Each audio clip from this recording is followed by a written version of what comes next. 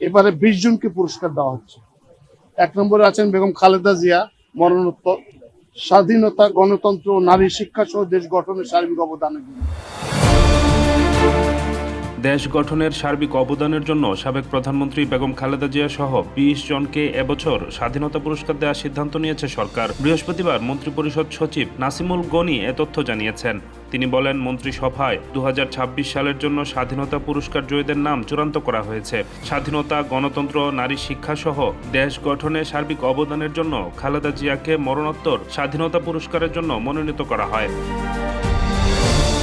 স্বাধীনতা পুরস্কার বা স্বাধীনতা পুরস্কার বাংলাদেশ সরকার কর্তৃক সর্বোচ্চ বেসামরিক সম্মাননা পদক। 1971 সালে বাংলাদেশের স্বাধীনতা যুদ্ধের বীর শহীদদের স্মরণে 1977 সাল থেকে প্রতি বছর বাংলাদেশের স্বাধীনতা দিবস ও 26শে মার্চ এই পদক প্রদান করা হয়ে আসছে।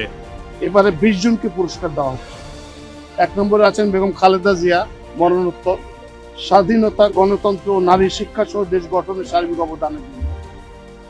2 নম্বর হচ্ছে ফৌজদার ক্যাডেট কলেজ, মুক্তিযুদ্ধে সবচেয়ে বেশি সংখ্যক সদস্য দেওয়ার জন্য, যারা বীর উত্তম বিভিন্ন খেতাবে ভূষিত হয়েছিল। মেজর মোহাম্মদ আব্দুল জলিল, মরণোত্তর, মুক্তিযুদ্ধের জন্য। অধ্যাপক ডাক্তার জহুরুল করিম, বিজ্ঞান ও প্রযুক্তির জন্য। ঢাকা মেডিকেল কলেজ হাসপাতাল, চিকিৎসা সেবা এবং চিকিৎসা বিদ্যার জন্য।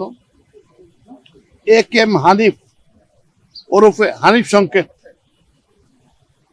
তিনি সংস্কৃতির জন্য।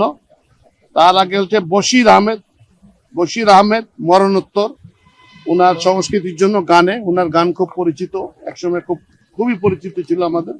ডক্টর আশরাফ সিদ্দিকী, মরণোত্তর, সাহিত্যের জন্য।